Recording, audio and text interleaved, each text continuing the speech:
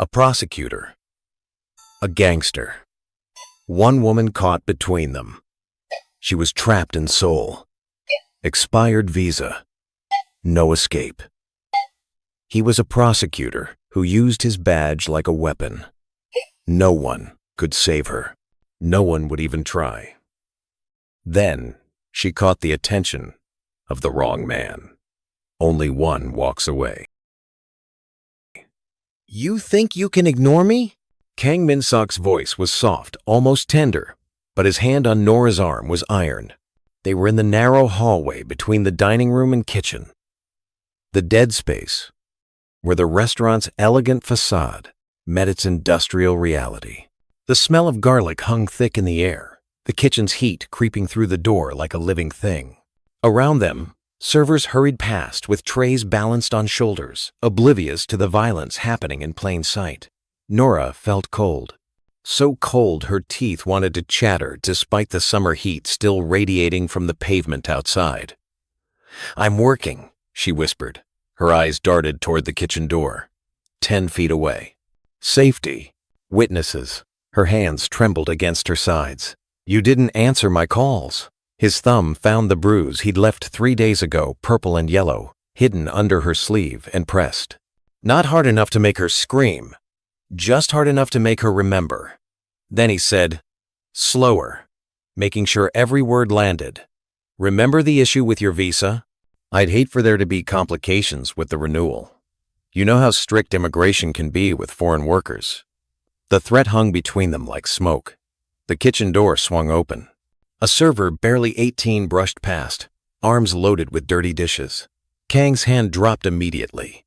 His face transformed, muscles rearranging themselves into warmth, concern, benevolence. The mask he wore for the world. "If you need anything, let me know," he said warmly, loud enough for the server to hear. His smile could have sold toothpaste. "I know how difficult it can be for foreigners here. Really, I'm happy to help, however I can." The young server glanced back, smiled at such kindness from a customer, bowed slightly in gratitude. Norah felt bile rise in her throat. Those same words, the exact same words he'd used 1 year ago when he first isolated her from her friends. "I just want to help.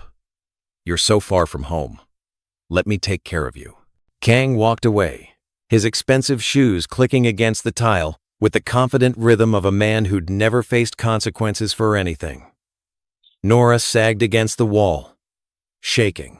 She didn't see the man who'd emerged from the private booth, who'd watched the entire exchange from the shadows, didn't see how his hand had tightened around his whiskey glass until his knuckles went white. But Jin Ha-joon had seen everything, and the whiskey in his mouth suddenly tasted like ash. His hand was still clenched around his glass when he returned to his seat. If he squeezed any harder, it would shatter. He wanted it to shatter. Wanted the pain of glass cutting his palm to override the image burned into his mind. That woman's face, the way she'd made herself smaller, invisible, just like his mother used to. Across from him, Yoongi raised an eyebrow.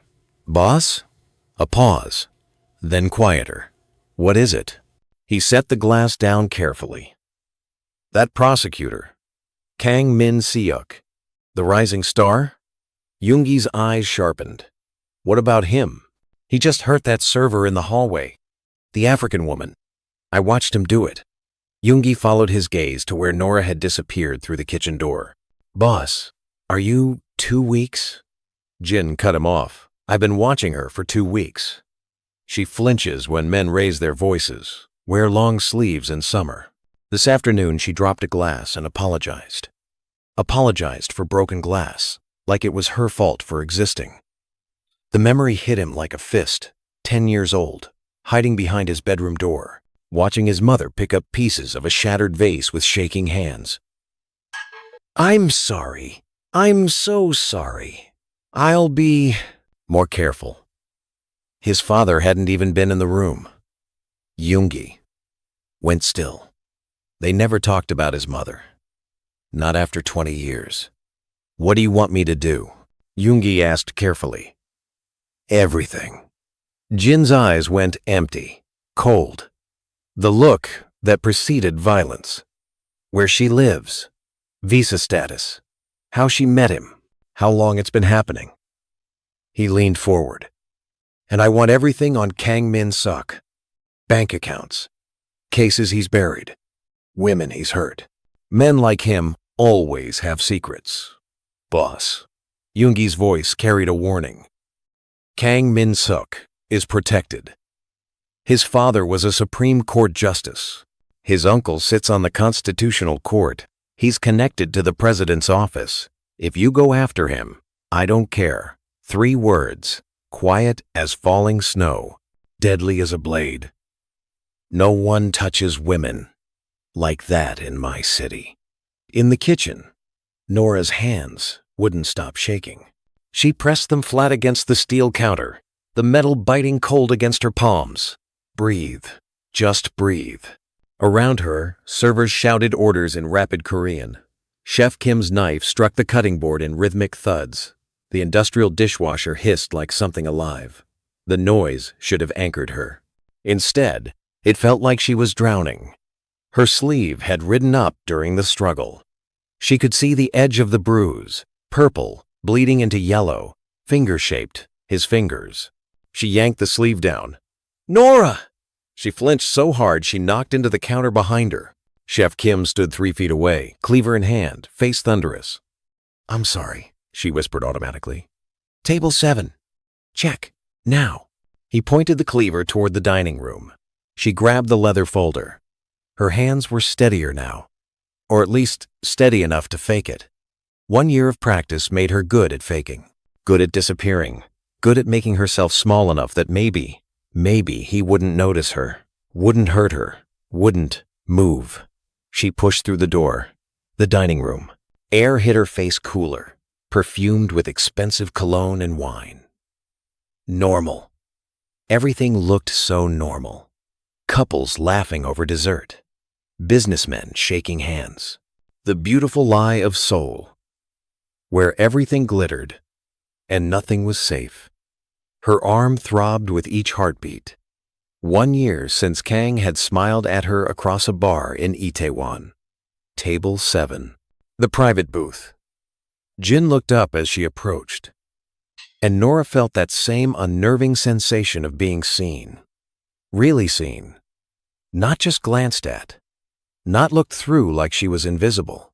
His companion, the sharp-eyed one with the undercut, was watching her too, but differently, analytically, like he was calculating trajectories and outcomes. Your check, sir, she said softly, placing the leather folder on the table. Her voice came out steadier than she felt. The name tag pinned to her uniform caught the light. Nora Williams. Jin didn't reach for it. Instead, he studied her face for a long moment, and something in his expression made her breath catch. Not attraction, not pity, something else. Something that felt like recognition. Are you all right? His voice was gentle, dangerously gentle. The question was so unexpected, so genuinely concerned, that Nora almost laughed, almost cried. Her throat tightened. I'm fine, thank you. No. Not aggressive, not accusatory. Just certain, like he was commenting on the weather. You're not. The man in the hallway, he hurt you. The world tilted. Her pulse thundered in her ears, drowning out the restaurant noise. How did he? Who was he? What did he? I don't know what you mean. The lie tasted like ash. Her eyes darted to the kitchen door, back to him, panic rising like floodwater. Yes, you do. Jin leaned forward slightly, and his voice dropped to barely above a whisper. Intimate. Dangerous. And I'm going to help you, whether you want me to or not. You can't. The words escaped before she could stop them. Raw and desperate. He's powerful, connected. A prosecutor. You don't understand. I understand perfectly. Jin's slight smile held no warmth, Only cold promise. Men like him think they're untouchable. That badges and connections make them gods. He reached for the check, signed it with a flourish. They're wrong. He stood, buttoning his jacket with casual grace. His companion rose with him, moving with the synchronized precision of a bodyguard or a soldier. Go home, Nora, Jin said quietly. Get some rest. Tomorrow, everything changes. She stood frozen as they moved toward the exit. Her name. He'd used her name. She watched his eyes flick to her name tag, then back to her face. At the door, Jin paused, looked back. His eyes were dark, cold, and absolutely certain. Oh, and Nora?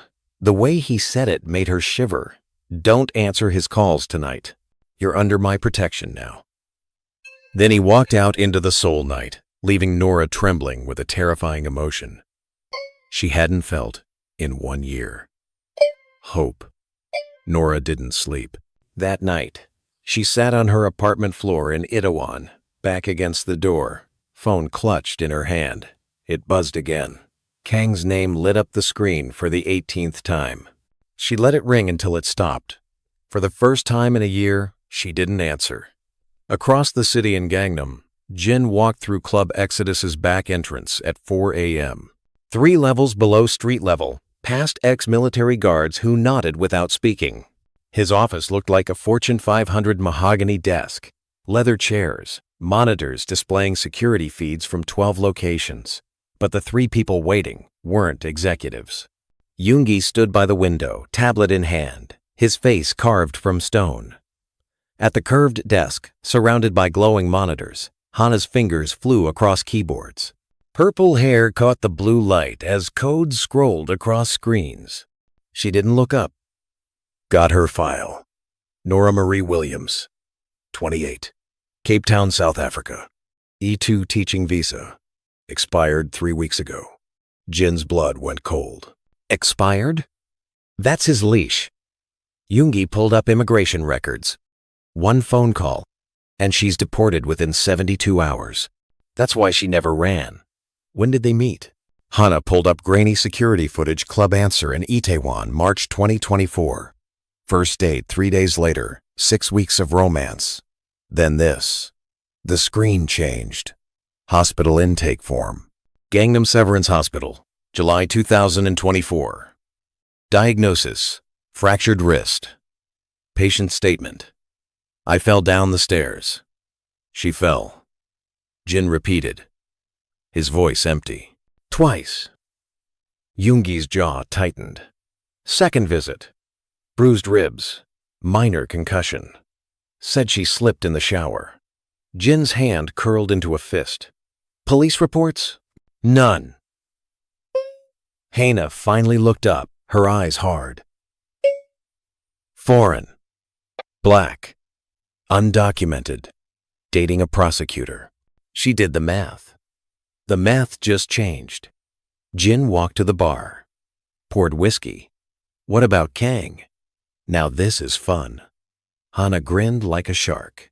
Financial records exploded across the screens. Prosecutor Kang Min Seok. Official salary: 68 million won. Modest. Respectable. But he's living like he makes 10 times that. Porsche Cayenne.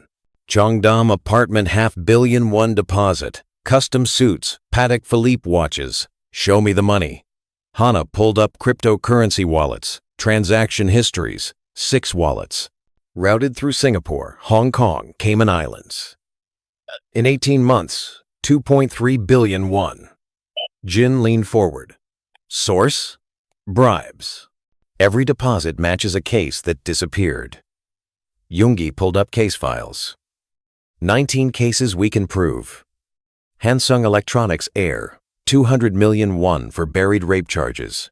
Daejin Construction CFO, 350 million for ignored embezzlement. An assemblyman's son who paralyzed a college student in a hit-and-run won 80 million to lose the security footage. Hana clicked through photos of families who'd lost everything while Kang collected. Payment. He's not fighting corruption, he's selling justice. The office went silent, except for the hum of computers and distant bass from the club above. Jin's empire ran on two currencies: money and fear. 12 legitimate businesses fronted operations the tax authorities would never see. Protection rackets, gambling dens, import-export that moved more than electronics through Busan's ports. He had 16 police captains on payroll, 5 judges, 2 prosecutors, though neither in Kang's office. Power in Seoul wasn't about violence. It was about knowing where every skeleton was buried. "Can we expose him legally?" Jin asked. "Maybe." Yoongi pulled up a flowchart. "With the right judge, the right timing." But his father was on the Supreme Court. His uncle sits on the Constitutional Court. He's protected by the entire justice system. "Then we don't use the justice system." Jin's voice went quiet. "Deadly. We destroy him piece by piece. Hana, I want every file, every transaction, every dirty secret documented. Already started." Her smile was vicious. "By morning, I'll have enough to bury him 3 times over." "Good. Leak it to 3 journalists. Ones who hate the prosecutor's office. Make them think they found it." Jin turned to Yoongi. "Call Assemblyman Park Ji-won. Tell him I'm cashing in that favor. I want an ethics investigation opened by the end of the week. He'll want something in return. He can have whatever he wants. Campaign funds, dirt on his rivals, my support in the next election." Jin pulled on his jacket. "But first, we move her. Tonight. Kang knows where she lives, and men like him get dangerous when they lose control." "Where?" "Songbuk Safe House. Pull Dae-jung and 3 others from security rotation. We leave in 10 minutes. "Boss." Yoongi's voice carried a warning. "If we do this, we're going to war with the prosecutor's office. With the establishment." Jin's smile was cold. "Let them try." Nora's door shuddered under violent pounding. She jerked awake, heart exploding. Again. Harder. The door frame rattled. "Nora, open this door. Now." She pressed herself against the wall, hand over her mouth. "I know you're in there. I can hear you breathing, you stupid bitch." The mask was gone. This was the real Kang. "You think you can ignore me? Embarrass me? Do you have any idea what I can do to you?" The lock rattled. He was going to break it down. The stairwell door exploded open. 4 men filled the narrow hallway. The first was massive, easily 6'4", shoulders that barely fit through doorways. 2 others flanked him, moving with synchronized precision. One had his hand inside his jacket. The outline of a gun was visible, and Jin, walking calmly behind them like a king surveying disputed territory. His 3-piece suit looked obscene in this shitty hallway with its peeling paint and flickering lights. Kang froze mid-knock, his brain catching up to his mouth. His prosecutor's instinct screamed danger, but his ego wouldn't let him back down. "Who the hell are you?" Kang demanded, trying for authority. His hand moved toward his phone. The massive man moved fast and grabbed his wrist. Didn't break it, just held it. The message was clear. Kang's face was drained of color. Prosecutor Kang Min Seok. Jin's voice was soft, conversational. "Interesting night for a house call. It's past 4 a.m. This is none of your business. This is between me and my girlfriend. She's not your girlfriend." Jin moved closer. "She's terrified of you. There's a difference. I don't know who you think you are. Let me help with that." Jin smiled without warmth. "My name is Jin Ha-joon. I own the Jade Lotus, where you assaulted Miss Williams tonight. I also own Club Exodus, the Golden Phoenix, and several other businesses your office has very carefully avoided investigating." Understanding flickered in Kang's eyes. Then fear. "You've heard of me," Jin observed. "Good. That saves time." Prosecutor Kang's mask snapped back into place, jaw set, shoulders squared. "Do you have any idea what you're doing?" "I'm a prosecutor." You just threatened a government official. I could have all of you arrested right now. Could you? Jin's smile widened. Go ahead. Call the police. Please. I would love to explain to them why you're banging on a woman's door at 4 in the morning. She's nothing to you anymore. Jin pulled out his phone, showed Kang a photograph. The hallway of the Jade Lotus. Kang's hand on Nora's arm. Her face twisted in pain. Security footage. High definition. That's assault, prosecutor. He swiped to another image. Bank transactions. Case numbers. Dates. 2.3 billion won. Prosecutor Kang. That's a lot of justice for sale.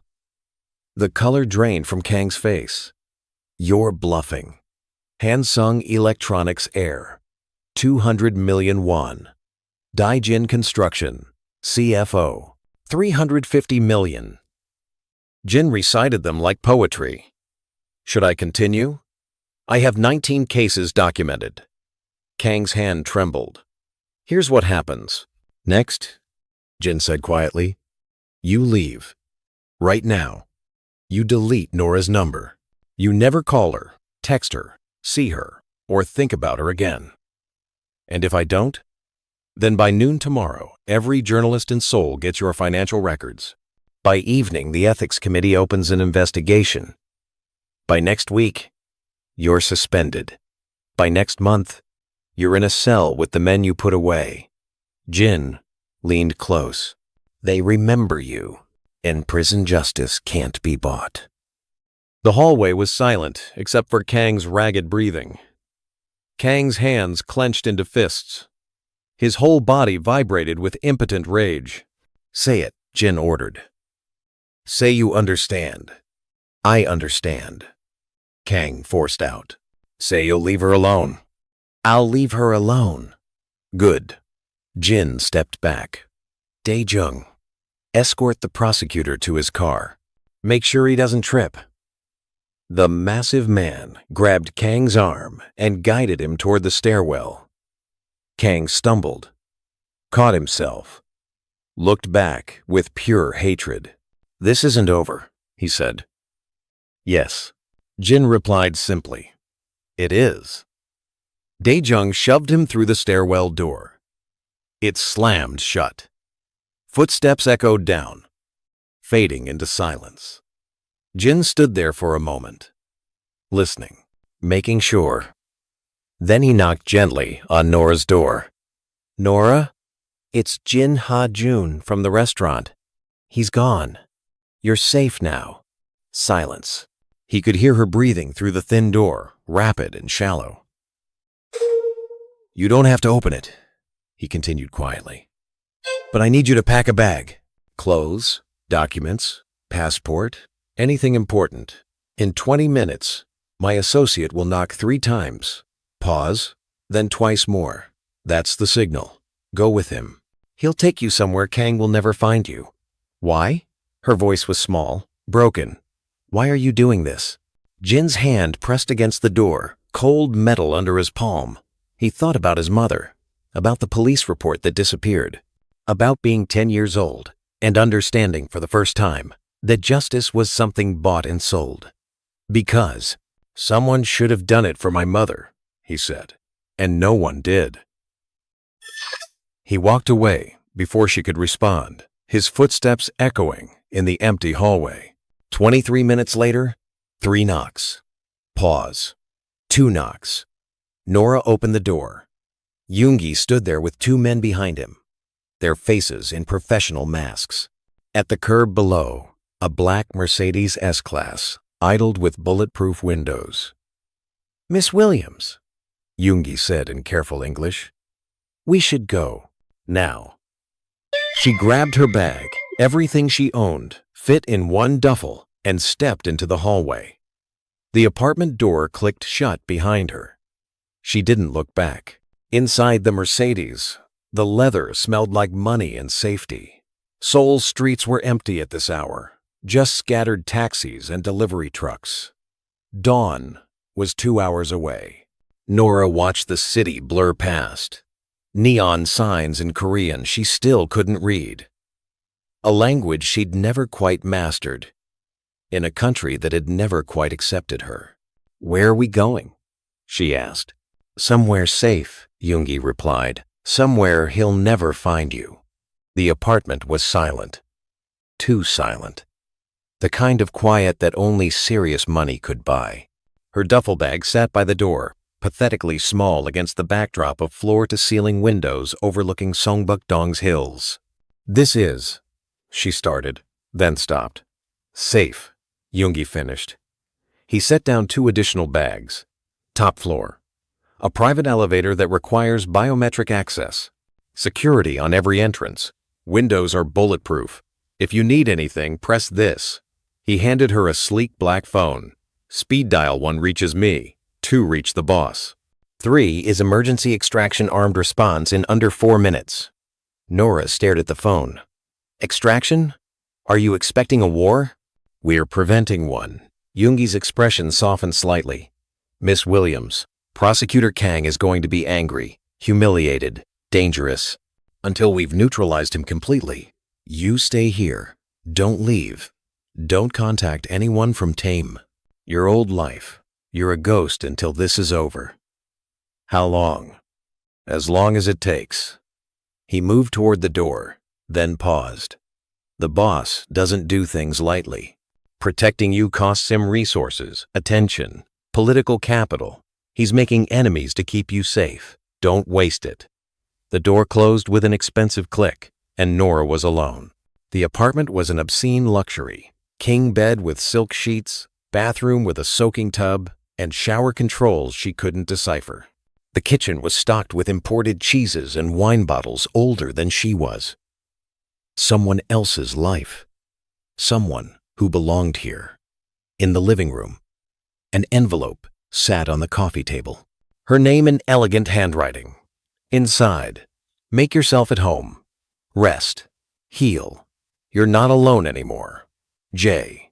Beneath it, a black credit card. No name. Just numbers embossed in silver. Nora sat on the couch leather so soft it felt like sin, and finally let herself cry. Not from fear. Not from relief, from the overwhelming vertigo of having her entire world rearranged in 6 hours by a man who'd looked at her bruises and decided they mattered. She didn't know if she could trust him, didn't know if this was salvation or just a prettier prison. But for the first time in a year, she wasn't afraid to close her eyes. She slept 12 hours without nightmares. When she woke, sunlight streamed through bulletproof windows, and the bizarre reality that she'd actually rested. The apartment was still enormous, still overwhelming, but the walls didn't close in. The silence wasn't suffocating. It was just quiet, peaceful, safe. She made coffee, real coffee, expensive beans from Ethiopia, and stood at the window watching Seoul wake up. Somewhere out there, Kang was furious, plotting, dangerous, but he couldn't reach her here. Her new phone buzzed. A text from an unknown number. "How are you settling in? J." She stared at it for a long moment, fingers hovering over the keyboard. "What do you say to the criminal who saved you?" Finally, she typed, "I slept, really slept. I forgot what that felt like." The response came immediately. "Good. That's a start. Dinner tonight? I'd like to check on you. Make sure you have everything you need. 7 p.m. My driver will bring you." Her stomach twisted into knots. Dinner. With Jin, the man who'd threatened to prosecute her for her, who'd given her a fortress and protection she didn't understand. What did he want in return? But she texted back, "Okay." Because what choice did she have? She was in his world now, playing by his rules. At least Jin hadn't hurt her yet. Across the city, Jin stood at his penthouse window, watching dawn break over the Han River. His phone buzzed. "Hana, dossier's complete," she said without preamble. 473 pages. Every bribe, every buried case, every woman he hurt, documented with timestamps and bank records. 8 victims willing to testify. If we guarantee protection, send it to Assemblyman Park, anonymously. Route it through Kim Jae-sung at JTBC, the journalist who's been gunning for the prosecutor's office. Let him think he uncovered it himself. Already done. It'll hit the news cycle by noon. The ethics committee will have no choice but to investigate by the end of day. A pause. Boss, this is going to get ugly. Kang's father still has friends. His uncle will push back hard. Let them try. Jin's voice was flat, empty. I want eyes on him, 24/7. If he sneezes wrong, I want to know. Daejeong's already on it. 3 teams rotating surveillance. Another pause. Boss, this woman, Norah, is she really worth going to war over? He thought about his mother's face, the way she'd flinched when doors slammed, the day she disappeared, and his father had smiled over breakfast like nothing had happened. But he also thought about Norah's eyes, the way fear had lived in them so long. It had become part of her. The bruises, the way she'd looked at him like he was either salvation or another monster, and she couldn't tell which. Yes, he said simply, she is. He hung up and finally allowed himself to hope that maybe, just maybe, he could save someone this time. At the Seoul Central District Prosecutor's office, Kang Min Seok sat in his pristine office and methodically destroyed everything within reach. The coffee mug exploded against the wall first. Files followed 5 years of cases scattered like snow. His keyboard cracked against the desk. The monitor's screen spiderwebbed into fractured reflections of his rage. When his fury burned out, blood dripped from his knuckles. His breath came in ragged gasps. The office looked like a crime scene. Jin Ha-joon, a fucking gangster, had threatened him, had stolen what was his. Norah belonged to him. He'd invested a year, time, money, attention, careful manipulation. He'd shaped her, broken her down, rebuilt her into something useful. She was his project, his possession. And now some mob boss thought he could just take her? Kang pulled out his phone with hands that still trembled, not from fear, from pure rage that tasted like copper. He dialed a number his uncle had given him years ago, a number for when legal solutions weren't enough. I need someone found, Kang said, his voice steady now, cold, and I need someone hurt, badly. Name, Jin Ha-joon, and I want the woman he's protecting, Nora Williams. I want her back, alive. She needs to understand what happens when she runs. A long pause, the sound of a cigarette being lit. Jin Ha-joon is expensive to touch, very expensive, and very dangerous. He's got connections, police, politicians. I don't care what it costs. Kang's voice dropped to something beneath a whisper. I want him to suffer. I want everyone to know what happens when you take what belongs to Kang Min Seok. It'll cost you everything in those crypto wallets. Done. Just make it hurt. If it fails when questions start coming, you're on your own. This conversation never happened. You burn alone. Understood. The line went dead. Kang leaned back in his destroyed office, breathing hard, feeling satisfaction for the first time since Jin had humiliated him. You think you've won? You think your money and muscles make you untouchable? He pulled up Nora's photo, her smiling face from a year ago, before he'd taught her what real fear looked like. Soon, baby. Soon you'll remember who you belong to, he said. At 6:45 p.m., the doorbell rang. Norah had spent 2 hours deciding what to wear. She'd applied lipstick for the first time in months. Kang had forbidden it, saying it made her look like she was trying to attract other men. Now she wanted Jin to see her. Really see her. She'd settled on a simple black dress, modest but not frumpy, attractive but not trying too hard. Yoongi stood at the door in a dark suit, expression professionally neutral. Miss Williams, the car is ready. The Mercedes smelled like leather and safety. Seoul's evening traffic crawled past neon signs in Korean she still couldn't read. Couples walking hand in hand. Ordinary life that had no idea what happened in the shadows. They pulled up to a restaurant with no sign. Just a discreet entrance with a doorman who bowed low when he saw Yoongi. Inside was intimate darkness. 6 tables, all empty except one. Jin stood when she entered. Something flickered across his face, surprise, recognition before composure returned. But she'd seen it. That split second when his eyes traveled from her face to the dress, and his control cracked. "You look." He stopped. Started again. "Beautiful. You look beautiful." The word hung between them like a confession. Nora felt heat rise to her cheeks. "Thank you." He moved to pull out her chair, and she caught the scent of his cologne, something expensive and subtle, cedar and smoke. His hands were steady as he helped her sit, but she noticed the way his fingers lingered for just a heartbeat longer than necessary on the back of her chair. She'd never really looked at his hands before. Long fingers, neat nails, a thin scar across his left knuckle. Working hands despite the manicure. Hands that had built an empire and threatened a prosecutor and now held hers with careful gentleness. "Thank you for coming," Jin said, settling into his seat across from her. In the candlelight, his features softened. The sharp angles of his jaw.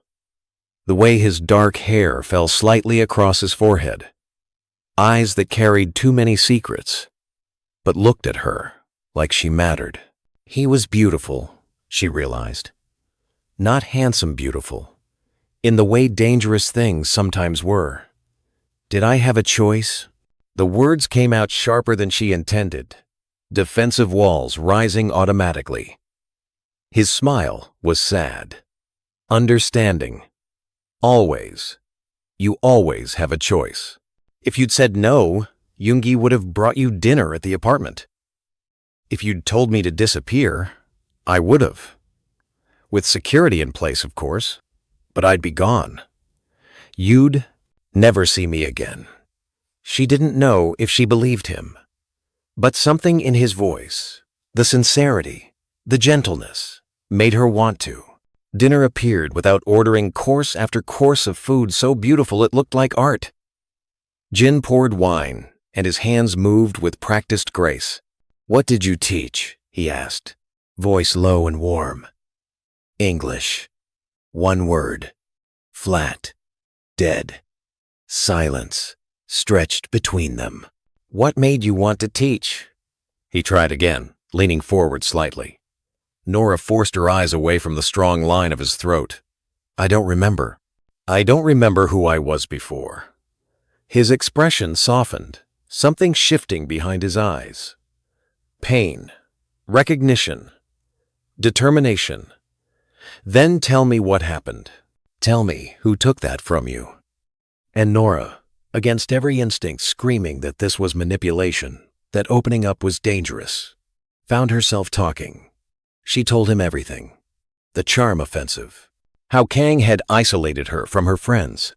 The first hit that came, with apologies and flowers. The escalation. The threats about her visa, the systematic destruction of her sense of self until she'd been convinced she deserved it. By the time she finished, tears were streaming down her face, and Jin's knuckles were white around his whiskey glass. He set it down carefully, too carefully, like he was afraid if he didn't control something, he'd shatter completely. When he looked at her again, his eyes were bright with unshed tears he didn't try to hide. "I'm sorry," he said. Voice raw and broken. "I'm so fucking sorry no one protected you sooner. That I didn't find you sooner. You found me," she whispered. "That's what matters."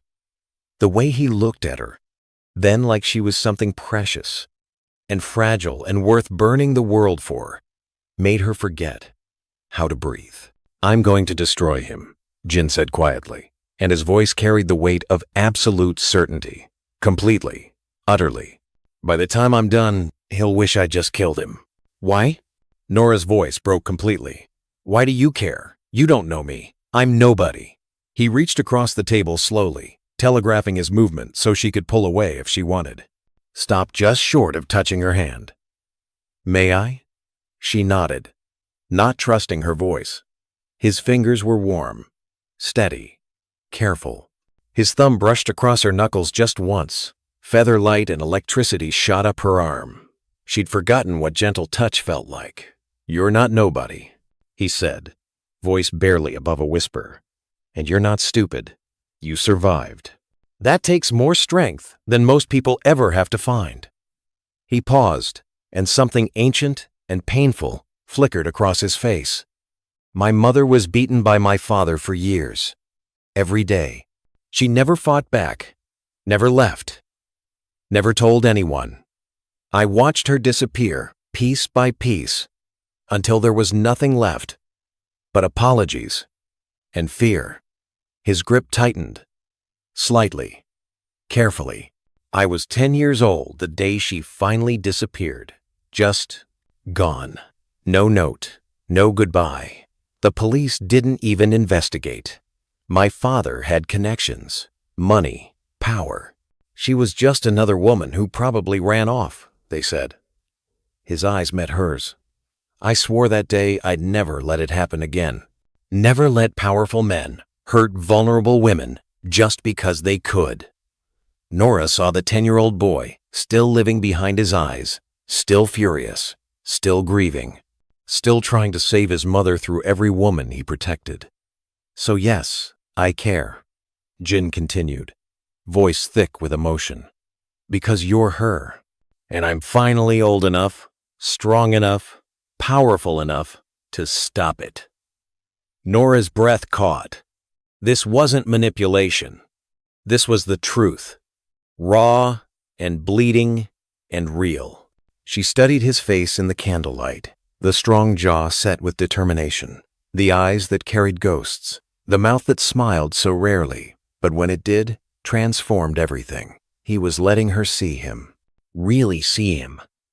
All the broken pieces he kept, hidden beneath expensive suits and controlled violence. "What happens now?" she whispered. "Now you heal. You rest. You remember who you were before he broke you." Jin's grip was steady, grounding. "And I make sure he never hurts anyone again. And after, when Kang is gone and I'm healed, what happens to me then?" Jin's smile was gentle, sad, honest. "Then you're free. Truly free. Your visa, fixed. Money to start over. Protection if you need it.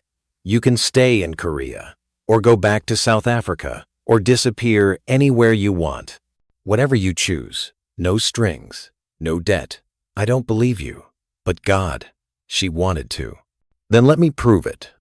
Jin released her hand. She felt the loss immediately and pulled out a folder. Legal documents, official stamps, immigration forms with red seals. "This is a new E7 visa application. Legal work visa, good for 3 years, renewable indefinitely. My lawyers filed it yesterday. It'll be approved within a week." Norah stared at the papers like they might be a mirage. "Why would you?" "Because you're not trapped anymore. Not by Kang, not by immigration, not by me." Jin slid the folder across the table. "You're free, Norah. The moment you want to leave, today, tomorrow, next month you can, I promise." She didn't know what to say. Didn't know if this was real. But looking at Jin's face, exhausted, determined, haunted by ghosts she was only beginning to understand, she thought maybe it might be real. "Thank you," she whispered, and meant it. Jin's smile was soft, genuine, the kind that transformed his face from dangerous to devastating. "You don't need to thank me. You deserve freedom." The way he said her name, gentle, like it mattered, like she mattered, made something inside her chest crack open. Before she could think better of it, before fear could stop her, she reached across the table and covered his hand with hers. His skin was warm, his fingers tensed, surprised, then so carefully turned to hold hers back. His thumb traced small circles on her palm, sending shivers up her spine. Neither of them spoke. Neither of them needed to. This was trust. This was a connection. This was the moment Nora Williams started believing in safety again. And maybe, terrifyingly, in something more. She looked at their joined hands, her brown skin against his long fingers wrapped around hers with careful reverence. Then up at his face. He was watching her with an expression she couldn't quite read. Hope, longing, fear of breaking this fragile moment. "Jin," she started, "don't thank me yet." His expression darkened, but he didn't let go of her hand. "Kang won't accept this quietly. He's going to fight back. Things are going to get dangerous." Before she could answer, Yoongi appeared at the table, his face grim. He leaned down, whispered something in Korean too rapid and low for Nora to catch. Jin's expression went cold, dead. All the warmth evaporated, replaced by something ancient and predatory. But his hand tightened, around hers protective, grounding. "What?" Nora asked, fear climbing her spine. "What's wrong?" Jin stood, carefully releasing her hand. He buttoned his jacket with controlled precision. "We need to leave. Now." "Why? What happened?" Yoongi was already moving toward the exit, phone to his ear, barking orders in Korean that sounded like battle commands. Jin looked at her, and for the first time, Nora saw something in his eyes that terrified her more than Kang's fists ever had. Fear. Real, visceral, immediate fear. "Kang just hired someone to kill me," Jin said quietly, his voice steady despite the words. "And to take you back. By force. They're coming. Now." The restaurant's lights flickered once. Twice. It went dark. Outside, car engines revved in perfect synchronization. Multiple vehicles, heavy ones, surrounding the building like a noose tightening around prey. Jin grabbed her hand firm, urgent, but careful not to hurt. His grip was strong, anchoring, and despite the terror flooding through her, Nora felt something else too. His hand in hers felt like an anchor, like safety, like something she didn't have a name for yet but was terrified to lose. "Run," he said. "So, run. That's where we're leaving it? In the dark? With assassins outside? With Nora and Jin's hands still intertwined? Yeah, that's where part 1 ends. But here's what I can tell you about part 2. Nora does something in part 2 that will make you stand up and cheer. Subscribe and hit the bell so you don't miss it.